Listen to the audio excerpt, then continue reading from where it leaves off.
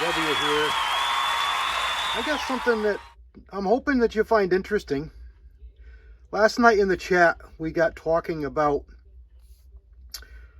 different cartridges and some obscure old stuff and collecting and things like that. And I remembered that I had a drawer full of collectible stuff, and probably a few things here that you hadn't seen before, or maybe even didn't even know existed. But by and large, mostly just old or older versions of stuff that you probably knew about or know about. And there's some pretty neat stuff, pretty neat ones in here. You got an overhead view there, and this is just kind of a one-off or a two-off, or I saw them, picked them up wherever in my years of in the industry and floating around and different gun shops, and just being around this kind of stuff. And I found it was neat and pretty cool, so I grabbed it and stuck it in the drawer here. And there's quite a few different cartridges in here.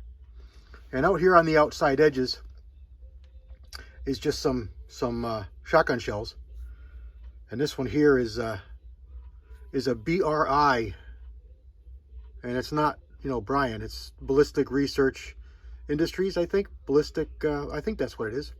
And this was the first saboted shotgun shell that was in big production. The first one that we saw.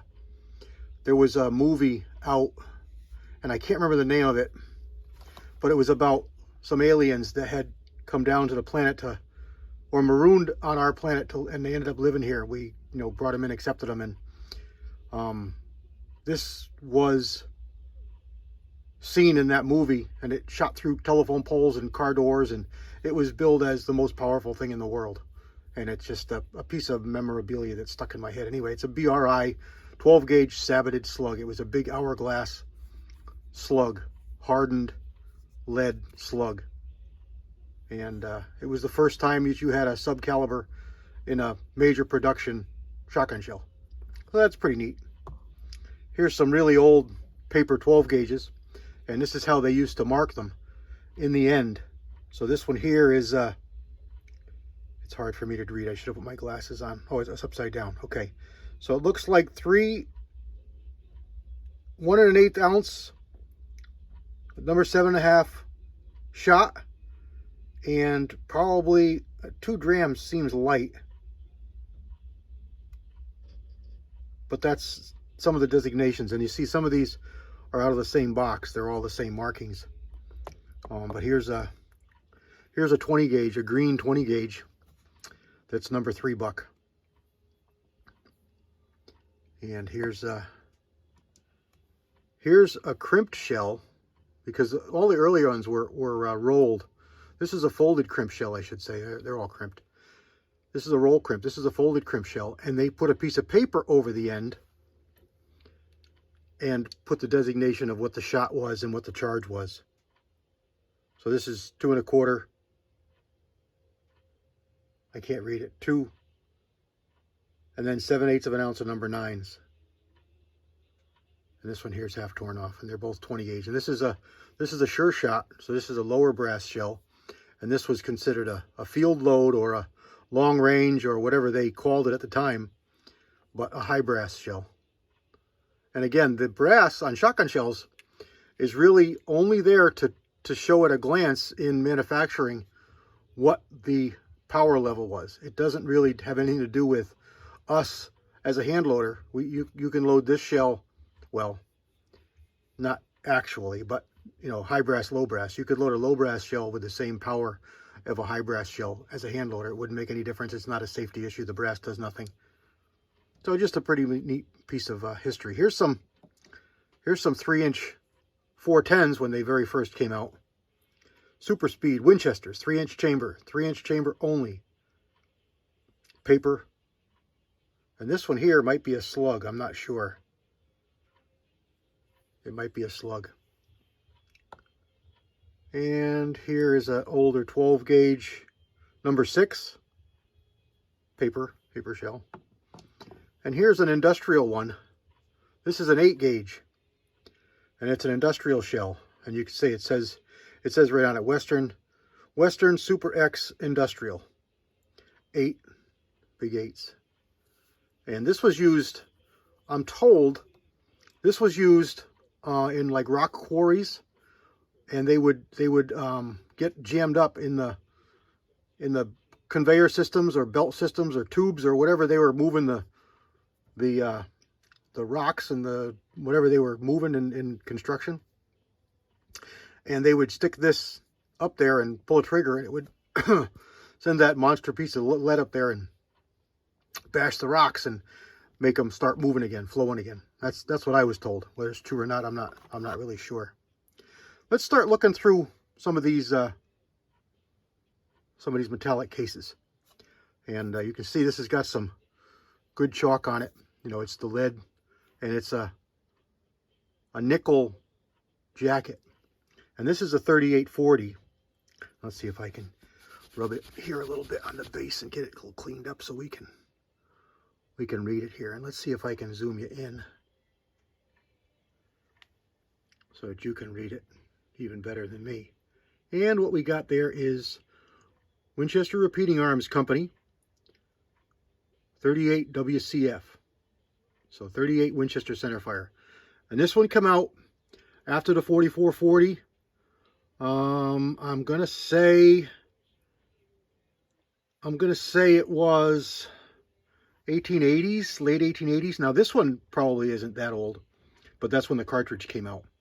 The 45 Colt I think was first, then the 4440 a little bit later, couple 6 years, 8 years later, and then the 3840 when the 4440 took off. Here's one I was talking about last night in the chat if you were watching. This is a PMC 38 Special Plus P. I can get it in the glare here so you can read it. I hope you can read that. PMC 38 Special Plus P. And this is the one I called the Fearless Fosdick bullet. It's all copper. It's a tube. There's no base in this bullet. You look down in there, you see that white color? That's a plastic cup. And that's just there so that the cartridge can take pressure and get pushed out of the barrel. And it drops off and it flies just a tube through the air. And these were made in 38 and 44 Special. What do we got here? Here's an old 35 Remington. Nothing really special. Here's an old 3006. What do we got here? 55. Here's one of my 57 Max hand loads. That's nothing special. Here we have an old 45 Colt. This is a balloon head case. And Winchester Repeating Arms, 45 Colt. And you can tell balloon head. Let's see if I can find a newer one. I think this is well, it's a 480 Ruger, but it's a newer case. All right, you see at the base here, you see that groove? You won't find that groove on balloon head cases. And that's because the brass was very thin through the head, because the balloon head cases were designed for black powder. So this is a black powder cartridge. This is a traditional as they were made, and it's not even as they were made. This is one of them. This will date back probably to I'm going to say the 20s. Maybe it's a little older, but I'm not certain the age of it. But it's old. And this is black powder. This is an original loading black powder 45 Colt. What else do we have here? Here's some really old 45 autos. And you see the little stab crimp that they used to use? See the little dots there? And that's how they retained the bullet in there. And this is in the original half moon clip. So this was designed for revolvers. And what's the date on there? 18? So if we follow how usually numbers are on the bases of cases, that's 1918. Pretty cool, huh? And designed for a 45 auto revolver. What else do we got in here? Here's a 500 Smith & Wesson. No real big deal. Here's a 22 Jet. And this is probably a 60s cartridge. Was offered in a couple rifles and the Smith & Wesson Model 53 revolver. What do we got here? Here's just an empty case. 44 Smith & Wesson. So this is a Russian. I believe this is a Russian case. What else do we got? Let's find something different. Here's a different one. This one here is a plastic cased USAC 38 Special full metal jacket plastic case. And what is written on here? Practice ammo, 158 grain full metal jacket plastic case. I don't know the history on this. This was one of a few cartridges that I picked up that came in with a gun or something we bought, and I just threw it in here because it was kind of neat. There's another one of those PMCs, and here's an old original 45 auto silver tip, one of the old school aluminum jacketed silver tips. Here we have a 41 Long Colt Union Metallic cartridge company. And you can see all the powder on my fingers. That's just the lead oxidizing. That's pretty old. That's a pretty old cartridge right there. What do we have here? Here is another 3840. Nope, this is a 4440. And this is one of the full jacketed ones. So this isn't ancient. This is probably a high velocity, but you see how they used to put a roll crimp in here in the case? That was to retain the bullet from pushing into the case. So they actually crimped it at the base of the bullet to retain the bullet from getting pushed deeper in tubular magazines. And that's pretty old too. Let's see, here's another old one. What do we got here? We got another 41 Colt. A lot of duplicates in here. Here's a neat one. This is a 410 all brass US, and it's probably number 6, but you see the crimp on there, and it's made for 410 shotgun shells, and US. So this is military use ammo. Let's see here. I got some neater stuff in here. There's another 41. There's another 45 auto. Union Metallic. 1917. This one here has been struck. So this one is a dud.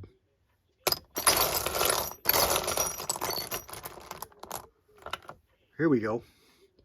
Here's a Spencer cartridge. This is a rimfire. This is a Spencer from the Civil War era cartridge. Now this isn't that old, but it's made for that rifle. 57 caliber, I believe. 40. No, it's not that big. I forget what the dimensions were on this one, but it's pretty good diameter. I mean, what do we got here? Here's a 45. So yeah, it probably is. It's much bigger than 45. So it's 50 something caliber. This is a 45 120 hand load. This is with brass, hand loaded. Let's see here. Here's an old 25-35 Winchester. And you see the difference in the primer? It's got like a cup around the outside and then a center that's softer still. This is a really old cartridge. And it's a steel type jacket, you know. Really old, really old. Let's see here. What else do we got in here? Here's a neat one. This is a 38 Colt Lead bullet. 38 Colt cartridge. So old revolver cartridge. Here's a 38 special. Union metallic with a Type 3 wad cutter. Now again, the Type 3s stick out from the brass, yet they're still, you know, full wad cutter, full diameter. 57. Here's one of the first, I'm going to call it powder coated, but it was called a Nyclad, Nyclad. And this is the standard velocity. They made plus P's as well. This is the standard velocity Federal. This is probably 80s, early 90s. This was 125 grain hollow point. And it's a lead bullet with a polymer type coating on it. So it's a powder coated bullet from long ago. Here's a big behemoth. This is a 460 Weatherby. Big chunkin' 510 grain bullet.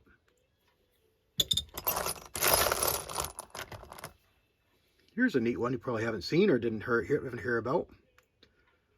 This is a Wilde 475 Magnum. And this was made originally in Brookfield, Connecticut. Maybe about 25 miles from where I'm standing right now. And it was featured in a Charles Bronson movie. I don't know about this caliber because they made it in a few calibers, but the gun was. Here's a 38 special round nose, Remington Peters, probably a 60s, not that old.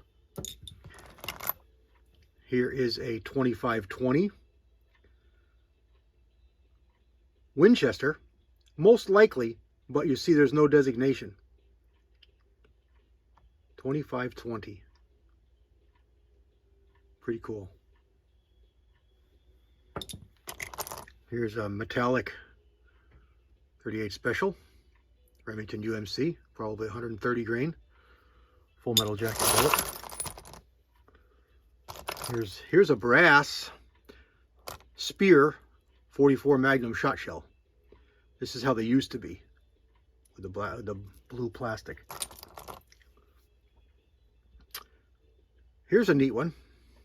Kind of fell by the wayside. This is a Corbon, I believe. 440 Corbon. Let's see if I'm right.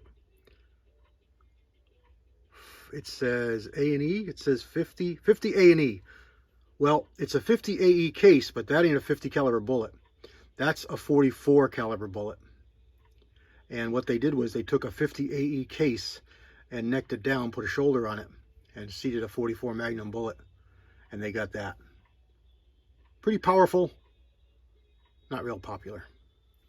I got some more obscure ones here. I gotta dig them out. I don't want to make this video too long. I could spend a long time here. We're probably 10 or 15 minutes in already. This is an armor piercing 38 special from Winchester. That's an AP round. Here's a shotgun slug. Jacketed shotgun slug. I got some neater stuff in here. All over the bottom. There's a Berenike shotgun slug. Taken apart, of course. This is how they assemble them. This happens to be a 16 gauge, but that's how they do them. They screw them all together. This is how they get their accuracy, because they make a much longer projectile, much more bearing surface. Here's a mini ball, 69 caliber mini ball. I already showed you the, oh, this is a different one. No, this is a 475 Wilde. This one's just a hollow point. Here's a 25 caliber rimfire. Just a U for Remington. 25 caliber rimfire. Here is a neat one. Now, I've forgotten what these were. It's a shot shell, but I don't remember the size that it was. I want to say it's a 32, but it was a shot shell. I just have the brass. Let's dig a little bit in here. Here's a 256 Winchester Magnum. This used a 357 piece of brass, and it probably says that. A Winchester 357 mag. And necked it down with a bottleneck to 25 caliber. And these were popular in contenders and Ruger made a pistol as well. There's some more 25 fires. There's what we got down here. All right, here's a plastic training round, and this is a 32, I believe.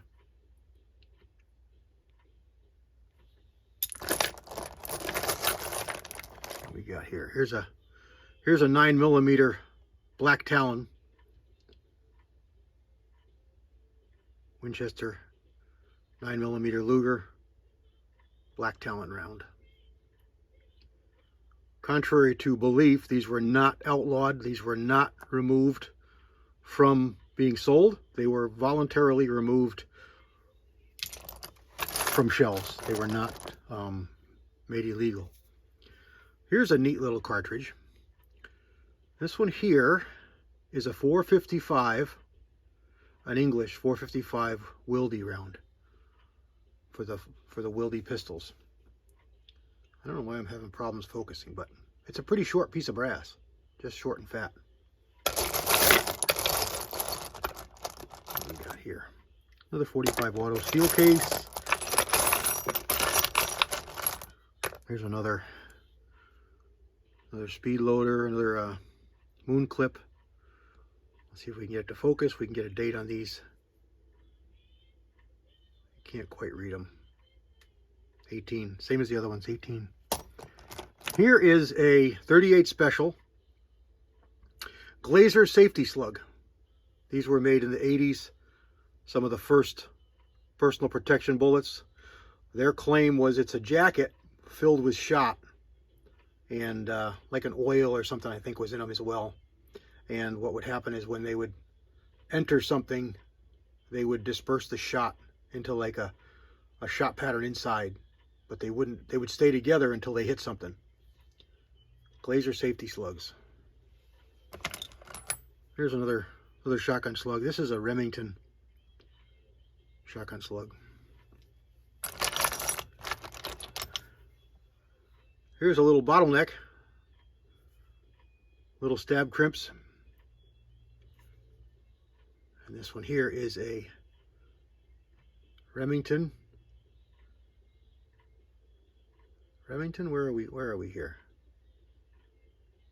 8mm Nambu.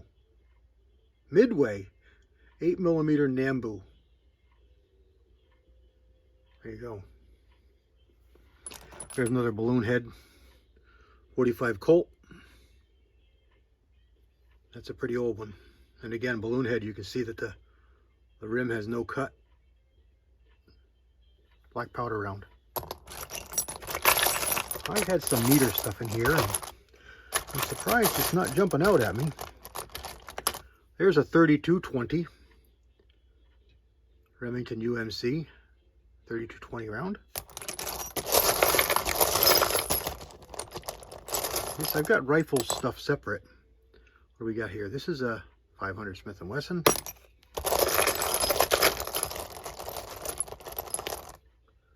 Here's a neat old one.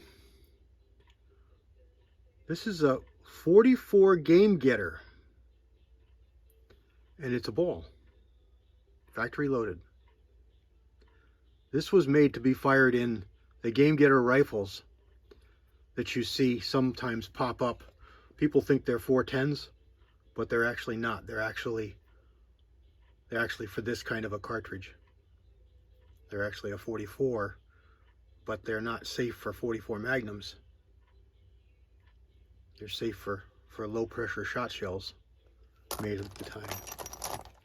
Here's a 45 auto. This is another cartridge that's like the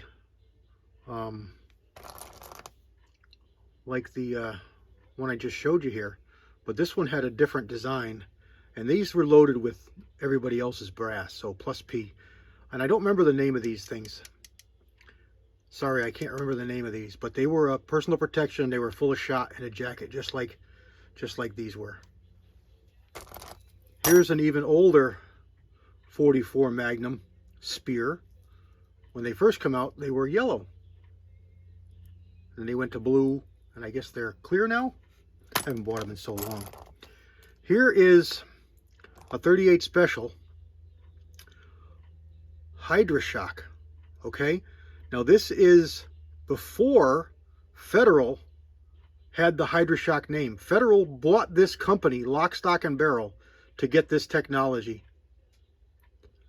Somebody come up with this and loaded bullets and had their own stuff, and Federal bought them out so that they could have this for their own.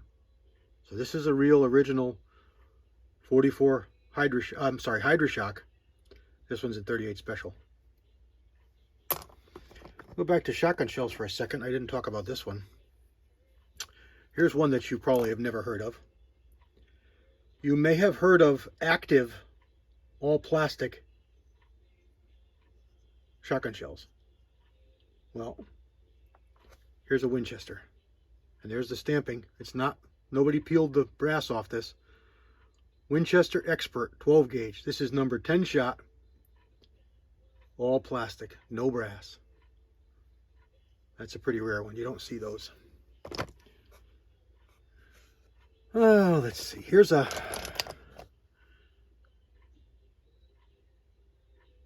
barricade projectile. This was not a slug or a shot. This was designed for, I believe it's designed for like blowing hinges and doorknobs and things like that. So it wouldn't produce a projectile. It would go through and kill somebody. It just had enough energy to blast out a doorknob or a hinge or something like that. So let's wind this up because it's getting really long. Like I said, I could talk here for a long time and show you cartridges that you probably hadn't seen. Here's a hand load 7mm TCU. This is made on 223 brass. This is actually made on 6x47 brass. But it's a 7mm TCU with that real sharp shoulder, 7mm bullet. Thompson Center U-Glade. Here's another newer 455 Mark II Webley bullet. I had some really cool old 06s and 03s that I really wanted to show you. This is a 39, so it's a 3006. I had some 3003s. I think they're in my rifle box. Here's a little bitty CB cap, which you've probably heard of and may not have seen. This was the first 22 rimfire. This was actually made, this one wasn't, but the first ones were made with percussion caps from black powder with a ball stuck in them. That's where the idea came from. And this was a gallery round. And I don't remember if it had powder in it or not. It probably didn't. But very low powered, just a ball, 22. Gotta have more cool stuff down here. I think this is a 32. Yeah, 32 Smith & Wesson. Probably not that old. There's a 22 Winchester Auto cartridge. Totally different from the long rifle. Made for one rifle that Winchester made. 22 Auto. You may have not ever heard of that one. Alright guys, like I said, I could talk for a long time about all these bullets that are in here and all the different cool stuff that is history. But let's wrap this up because I could keep talking. Alright, I hope you found this interesting. If you did, leave me some comments. You want me to do more? Want me to do another one? I've got a rifle box of bullets with all rifle ammo. And that's probably where those 06s are. I've got some 6mm Lee Navy, I know. I've got some cool old stuff in there. So let's wrap this one up. God bless everybody. CW out.